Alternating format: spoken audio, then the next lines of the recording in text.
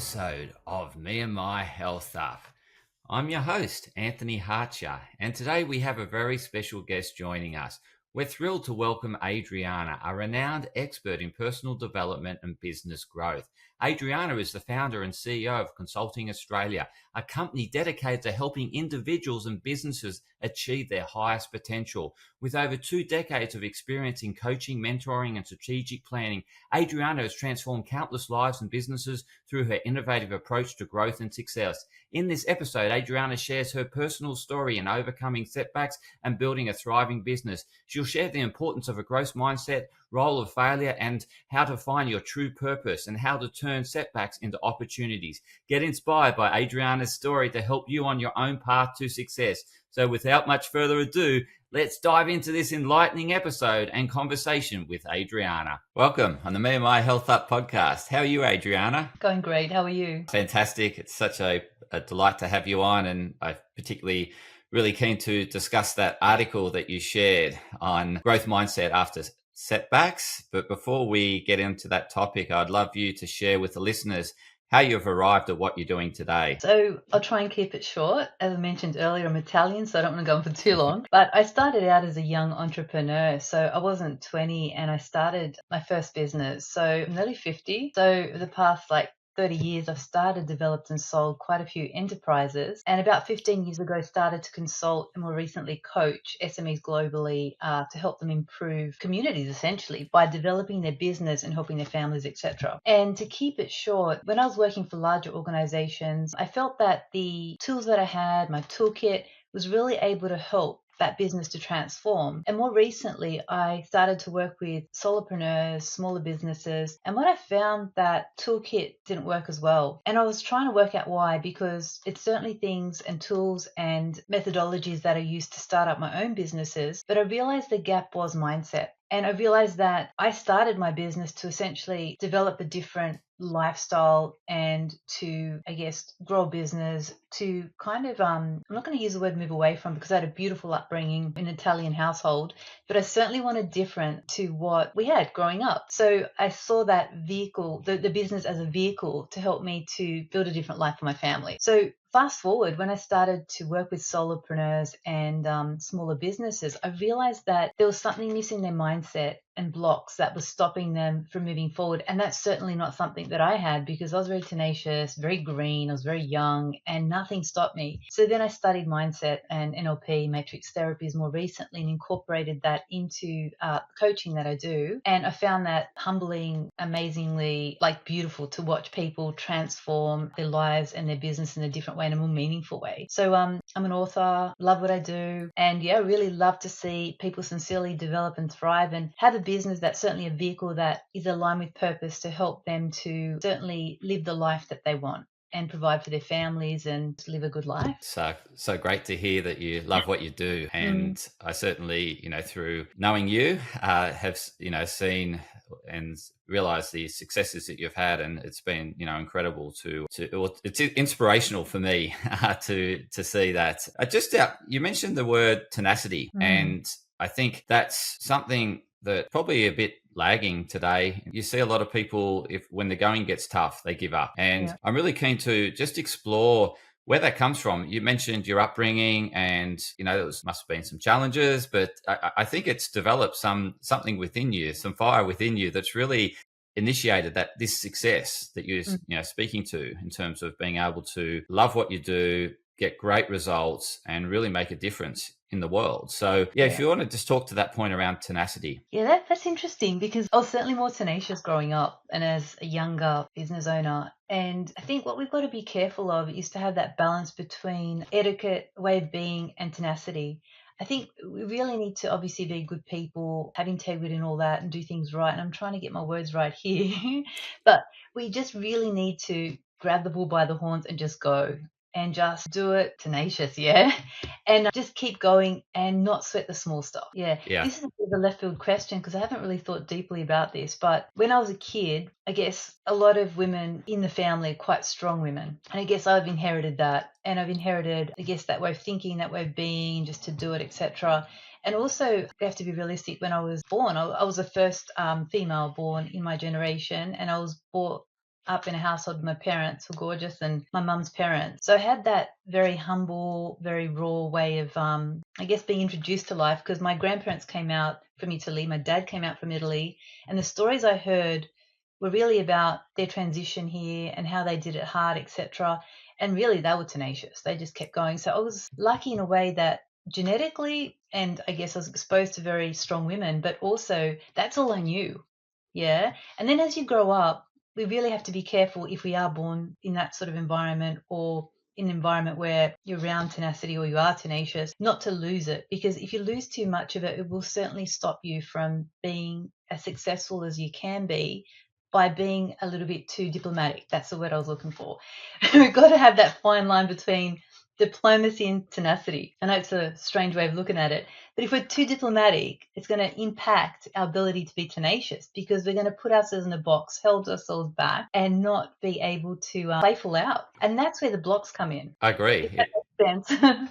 Yeah, 100%. It really does. Like, and it's breaking through that glass ceiling. In essence, like the societal mold at the time was, women were people pleasers. And I think what you're sharing is that, yes, at times we need to be diplomatic, but we don't want to be boxed into subordinating to other people. And certainly that's what you didn't allow to happen. You allowed yourself to thrive and just be yourself. And I think that's a big element. You certainly, from an early age, knew who you were, and you embrace that and allow that to flourish, as opposed to allowing other people to define who you are. And I think that happens a lot with people pleasing, is that other people are defining who we are, and then we lose ourselves. And I think from that early age, as you said, you had very hardworking parents, very tenacious parents that created a really good environment. After coming, I guess they came out here with very little. They created a safe, secure home and really provided well, which enabled you to witness that. Is there any inspiration in your life that really directed you to continue to stay on this path of being yourself in a time when it wasn't common for women to really break through that glass ceiling and break that diplomacy that you mentioned? Yeah, definitely, certainly. And it's something I'm mindful of quite often, because through that journey, it came to a point where I was exposed to different ways of being that I wasn't exposed to growing up. So I was introduced to different communities, different people, and it did at certain times put me in a situation where I did second guess myself. But I thought, no, like I know that I'm on track, because I knew that it's going to sound a bit bizarre, but growing up, it was very safe, and I knew my grandparents were good people, and the way that they were very respected. And I often think back to that, like they're very strong people and respected people. Same with my great aunt, and she was hugely successful, like super successful, self-made millionaire. She's passed at the age of like 95, and up to, say, I think it was 3 or 6 months before passing, she was still doing her own tax return. But she was a gorgeous woman, very strong woman, very tenacious, but very loving. So when I came across, I guess, certain experiences, communities, like certain things in life where I would second guess myself, I would think back to my roots and think, no, I've just got to quietly just be myself and push on. And that's what got me through. And I still do that now. And I guess now as a mum, live a very different life to how it was growing up. I think we're all in that position. We do come across situations, events, or whatever it is, or, experiences with children where you sort of can start to second guess yourself. You think, no, like I'm on track. Like, got to get back to basics and keep things very humble and real, and just be quietly push on within yourself and just, continue to achieve. And certainly believe that you just got to keep your eye on the prize, or, keep your eye on where you're going and quietly like push on. Yeah, but certainly retain learnings, like the good learnings. And of course, on the flip side, there's certainly things that we're exposed to growing up. Like everybody's been in this position where those beliefs that I guess were given or exposed to no longer serve us. So we've also got to be mindful of reframing that so that they don't hold us back. So there's certainly a lot of good that's come out of my upbringing, but certainly things that need to sort of think back, think, yep, great, thanks that person for giving me that belief, but it no longer serves me. And it was great at that time. It served well back then, but no longer. So you've really got to be mindful of certainly releasing and getting rid of those blocks to push on as well. Yeah, so you're certainly surrounded But like, so the environment you're in was very go for it, don't hold back, and chase your dreams, and Yeah. really, yeah. So, did you see in that environment? Did you see any like, as you're growing up, see any setbacks that you then observed how your parents, how your great aunt, how they navigated through those setbacks? Like, and is that what really also helped you? Is that you saw that people can encounter setbacks but really thrive as a result of having a setback? Yeah, sure, sure. So they had a lot of setbacks because, they had so many setbacks. And I heard so many stories around that. But one thing that always comes to mind, that always true to themselves and true to people in the way that good, bad, or ugly, they were always honest. And that's something that these days people really need to be mindful of. They'll put things under the carpet or not say things truthfully. I'm not saying that they lie, but they don't have the courage to speak their truth. And I'm really pleased that I did witness growing up, and I hold this true to my heart, is that they were always upfront. So through setbacks, through different issues, they were always able to speak their truth to people, good, bad, or ugly, and come from the heart, come from a place of love, and speak it honestly, truthfully, and that got them through. So they're very open as to what was going on in their lives and shared that with you. So you felt, or they basically took you along for the journey. Yeah, So, certainly. this is, yeah. Yeah, every like dinner I remember, it was very conversational. There was definitely no TV on, and it was always my dad telling stories about his work, my grandparents telling stories. So I was so fortunate that they were always sharing stories about how they grew up, what happened. They were very truthful. And I remember there was one time where I was with my mum and an aunt that was married into the family, and she actually said to my mum, "You can't tell her that, she's too little." Mum said, "No, it's the truth, she's got to know." So from a very young age, my brother and I were exposed to life as it was. And I think that was quite healthy and beneficial. Yeah, because you see a lot of helicopter parenting today, that overprotective nature of parents. And Yeah, what you're sharing is you had a very raw and real upbringing, in a sense that everything was shared with you, and the whole family went on a journey through setbacks yeah, together, as yeah. opposed to covering up, everything's okay, don't you worry, or making up some stories and trying Yeah. to. Yeah, you're 100% right. That's exactly how it was. Very true, very raw. And yeah, we shared. It's all about sharing. And a And great community as well. That's something that I think we've really got to be mindful of. Community is so important. Like a few years ago, as you know, Anthony, my husband and I moved back into a place where it's more community based because we felt a little bit isolated where we were. And I think community is very important. But in the right community, you need to be around like minded people, of course. But growing up, the doors open where people would come and they were welcome. They came to the house with an open heart, they were welcome. And I think that's really lovely as well because life is also about relationships. It's about speaking your truth, about supporting people, about relationships. And that is certainly business as well, right? It's about connecting a solution to a problem to help people, to help communities, or to help something in the world improve. So the community element that I was exposed to in a very genuine way was yeah, quite special as well. Yeah, like I think that openness plays a big part to really getting the best solution. Like, it's that real collaboratory approach. Like, even though you're young and you're shared this information as to what's going on in your parents' lives, it does enable you to come up with potential solutions or help them, like just emotionally support them Yes. through. Yeah. Yes, yes. And I think another thing that comes to mind is my brother and I were never micromanaged. Like being raised in an Italian family household, there were certainly rules. My parents were quite strict with boundaries and love, but we were never micromanaged. Like my brother as well started out as a young entrepreneur as well. And my parents supported us in that journey, but they didn't micromanage. There were certain things that they weren't happy with, but they still supported us, but they never micromanaged. And I think that's hugely important for people in a family environment, like children being raised in a family environment, to, I guess, have those boundaries, but not to be micromanaged, but also in organizations. I know every organization is different. I fully respect that. But I feel that what I've witnessed is if there's an environment where things are too rigid and people are too micromanaged, where they can't be their true selves, there's no way an organization can get the best out of that person because they can't flourish. They're stuck in a box. So very true. Like, what's the point of, we talk about diversity today. The reason why you employ other people is to add value, and Yeah. the only way they can add value is their unique self. Otherwise, if they're not expressing their unique self, then they're just copying someone else within the organization. So I really like that, how you mentioned the importance of allowing people their space to really grow and thrive, and not direct them or micromanage them. Yeah. Really allow them to bring their uniqueness to the table. Yeah, and that's where it's quite tricky because having young children, my husband and I do try and give them those boundaries, but then also allow them to be themselves.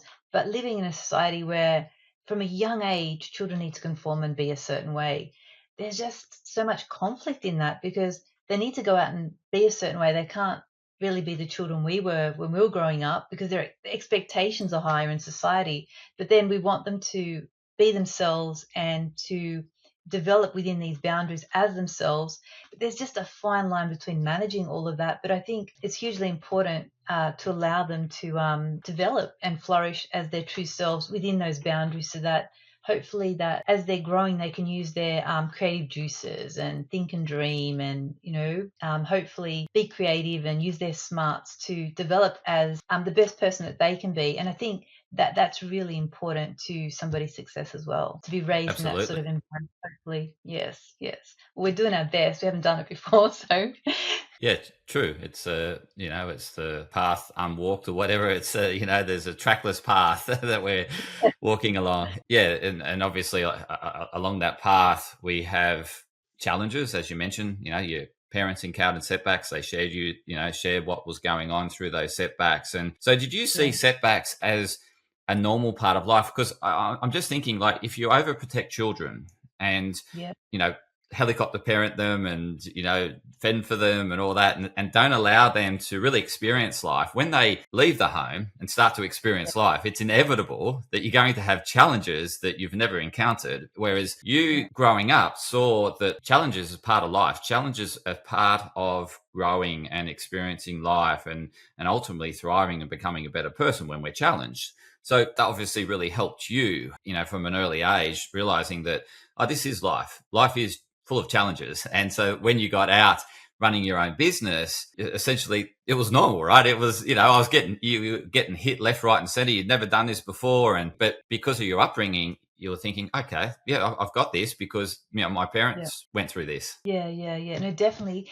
But I feel that going back to the helicopter parent thing, I mean, everybody's doing the best they can with the resources that they have. So for whatever reason, everyone's come from a certain base and they're doing the best they can with their children. And it's true, like if there's too much control, when a child's kind of left to then explore life, if they don't have those strict boundaries, it's going to be difficult because if they don't have that support in that new environment, they could potentially, have issues there. But even with my upbringing, in all sincerity, like I was really fortunate. I started off quite young and I was tenacious and pretty much went for it. And I had nothing to lose. So I found it quite easy. But when I did come across setbacks, in all sincerity, when I got to probably my mid 20s, like I'd already had a house, like had a business, developing into franchise, all these things. So things were going really well. But when it comes to that next stage of growth, everybody needs new learning. So I think I did the best I could at that time, but I guess tenacity was helpful, my upbringing was helpful, but I needed new stuff to get to my next level because what I knew and what I was taught and who I was needed to evolve to get to that next level. And I didn't know that at the time. And I did feel a bit stuck thinking back. It's probably in my mid 20s and there's a lot going on. And things were going really well. And fortunately, because I was already okay at what I was doing, I could duplicate that and keep going. But I could have essentially fast tracked my success if I had somebody within my circle to say, hey, why don't you speak to this person or get a coach or get a mentor that's already done what you want to do next? And that would have helped me fast track and it would have been less painful. So it took me a while to get to that stage. So like, yeah, I need to speak to someone else or, yeah, essentially get a coach or mentor to expose me to the different learnings I needed to get to my next level.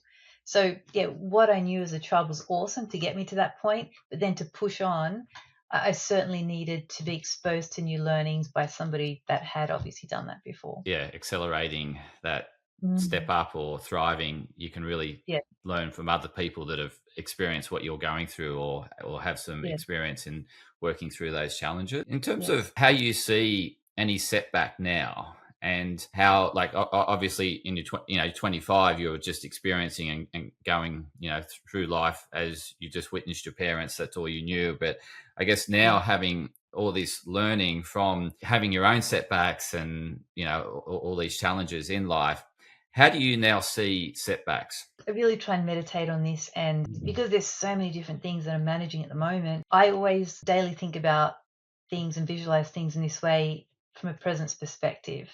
If something doesn't feel right, you probably heard of above the line and below the line. So I always think, okay, if I'm not feeling good, it means that I'm starting to drop below the line.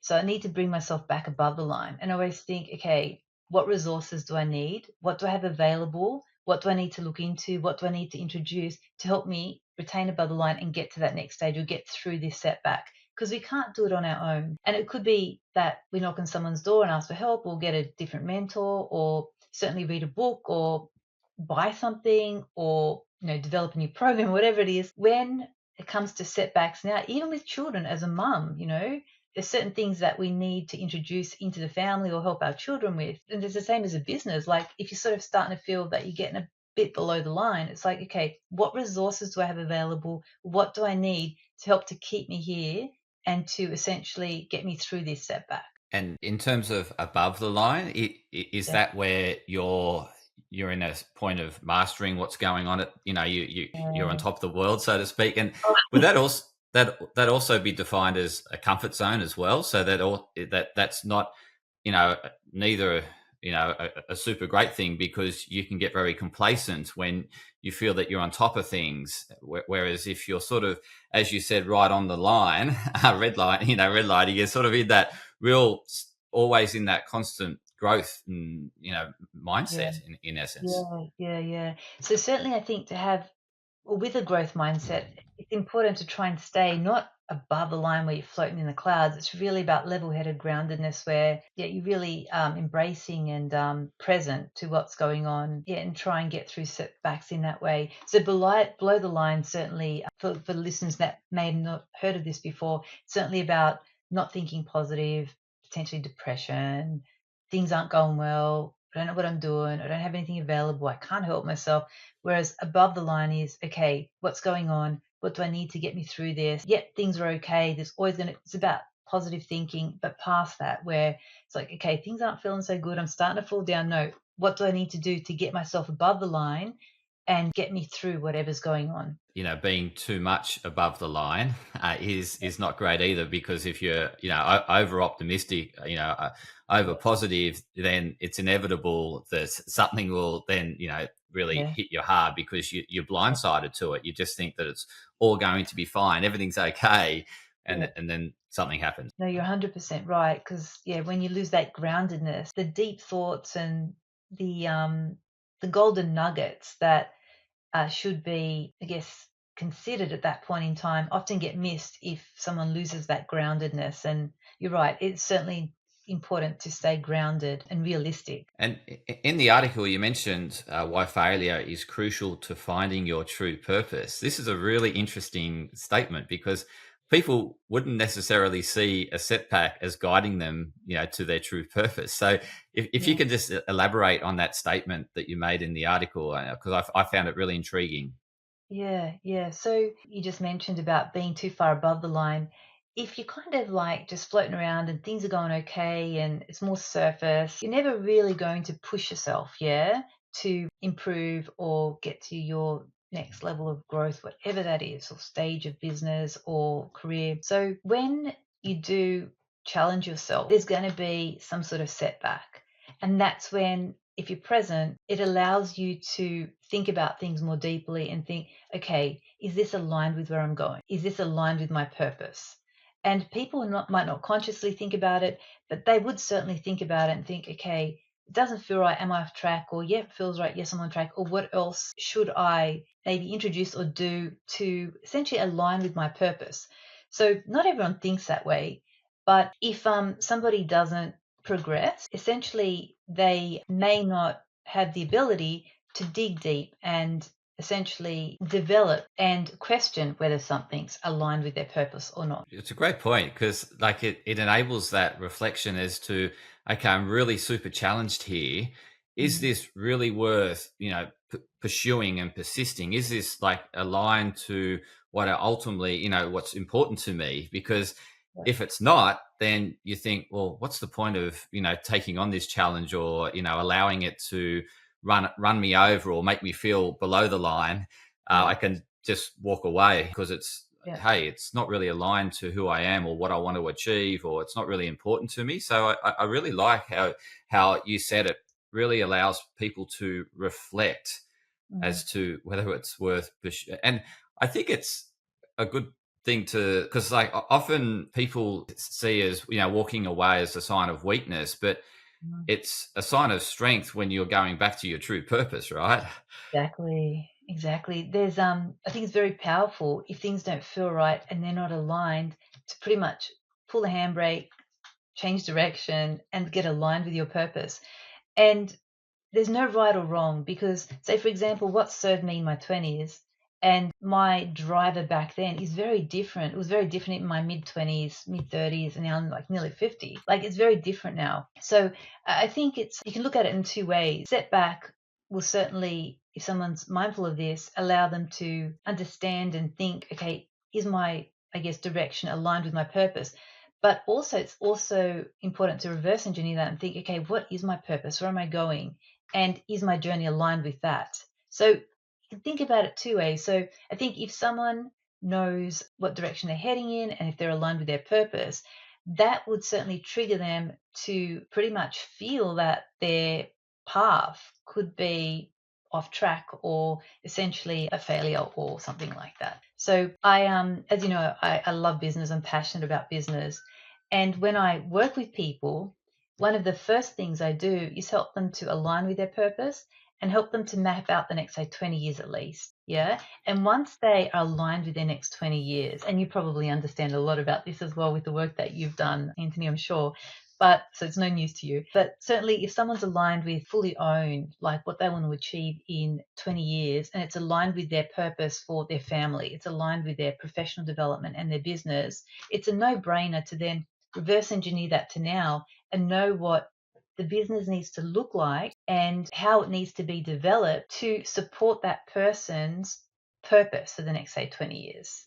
Because then that business becomes something they develop and the vehicle to underpin and support their personal goals. Absolutely. I think that's a key part of, like, there's nothing worse than not walking down a path that is not important. Like it's someone else's path. It's, Yes. people are, saying, oh, you should do this. And I think it's part of the challenge that women have today is they see a lot of successful women and they think that that's what they have to do is just copy these other people. But I think once they start doing that, they can then realize that I don't really like this. This is not really me, Yeah. which is, as you said, is directing them back to who they are. It's telling them, yeah, you're on the wrong track. Yes. Stop trying to copy someone else. Yes, yes. But I think it's hugely important that whoever it is knows what they want to achieve, aligned with purpose. Because whenever I work with people, and you probably experienced this as well, but you just see this aha moment. It's like, geez, why didn't I think about that before? So it's hugely important for people to really identify in a timeline, what does a year need to look like? 5, 10, 20 years or beyond, depending on how old they are and how far away into the future they want to start thinking about things. And then they're like, of course. Because then I say to them, look, if you map out like what you want 20 years to look like for your family, then you'll clearly understand like how much you need in terms of passive income investments, certainly what your children will be doing, what they won't be doing, what you want to do, what you don't want to do anymore. And once you've got that clear written down, then when it comes to developing a business and aligning that with purpose, it's certainly a no-brainer to realize that, okay, I've got to get this going, otherwise I'm not going to achieve it. So I may as well then go and work for someone else if I can't make my own business happen, because I'm going to miss the opportunity to achieve different things, to enjoy life with my family and have a more meaningful life aligned with purpose.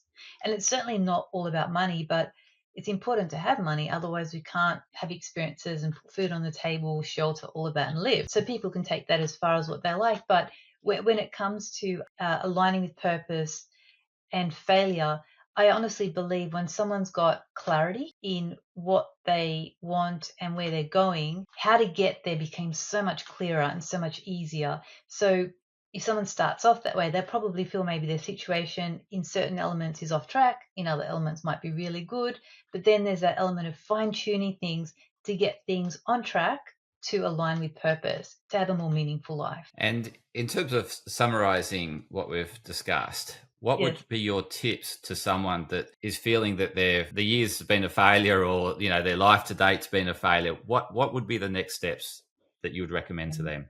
Yeah, like make a list of why it's been a failure and what goods come out of it. Because there's always a silver lining, always. If a sense of failure that they can't get through, it could possibly mean that it could be a block that needs to be released. It could be something that needs to be discarded, or essentially reinventing themselves or what they're doing to be more aligned with where they want to go. Because if it's something they can easily shift or fix or change, then the failure, put it that way, is just a small speed hump. Whereas if it's something that they're really stuck with, depending on what it is, yeah, I think they need to create a list of what it is, break it down, once again, above the line. What resources do I have? What do I need to introduce? Who can I speak to help me through that? And then they'll be able to make a more educated, I guess, choice on which way to proceed to get through that obstacle, to have a more meaningful life or get through that issue, whatever it is. But things can always be turned around. I think with the clarity, you need to have clarity in where you're going. If you know where you're going next year, if you know what you want in 20 years' time, it makes it a lot easier to make a decision now, because it's either going to be aligned with where you're going or not aligned with where you're going. So it brings clarity to that setback to know what to do with it. And there's always Absolutely. resources available. Totally. And you're available to assist as well. So how can the listeners best connect with you if they're feeling a bit stuck, or feeling that they're not, they don't have the clarity? How can they best reach out and connect with you? Yeah, sure. Certainly through my website, it's consultingaustralia.com.au, or my email address, adriana@consultingaustralia.com.au. Fantastic, Adriana. I'll include them in the show notes, so the listeners can just click on those links and reach out and connect with you. Thank you so much for sharing such wonderful insight. I've learned so much more about you and those great tips that you shared in terms of how to overcome a perceived failure or setback and what to do to get above the line. So thank you so much for coming on the podcast today. Thank you for having me, Anthony. Always good to chat. Absolutely. And to the listeners, if you know of anyone that's really struggling and feels that they're stuck and they're going backwards, they're not going forwards, or they don't have the clarity in their life, please share this episode with them. Adriana shared some amazing insights as to how they can get above the line. So please share it far and wide. And if you need help, please reach out to Adriana. And thank you for your continued support.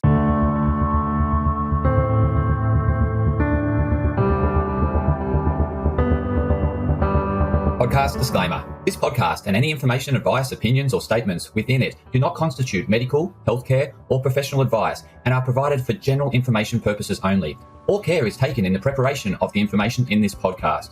Connected Wellness Proprietary Limited, operating under the brand me&my Health Up, does not make any representations or give any warranties about its accuracy, reliability, completeness, or suitability for any particular purpose. This podcast and any information, advice, opinions, or statements within it are not to be used as a substitute for professional, medical, psychological, psychiatric, or any other mental health care or healthcare in general. me&my Health Up recommends you seek the advice of a doctor or qualified health provider with any questions you may have regarding a medical condition. Inform your doctor of any changes that you may to your lifestyle and discuss these with your doctor. Do not disregard medical advice or delay visiting a medical professional because of something you hear in this podcast. This podcast has been carefully prepared on the basis of current information. Changes in circumstances after publication may affect the accuracy of this information. To the maximum extent permitted by the law, me&my Health Up disclaims any such representations or warranties to the completeness, accuracy, merchantability, or fitness for purpose of this podcast, and will not be liable for any expenses, losses, damages incurred, indirect or consequential damages, or costs that may be incurred as a result of the information being inaccurate or incomplete in any way and for any reason. No part of this podcast can be reproduced, redistributed, published, copied, or duplicated in a form without prior permission of Me and My Health Up.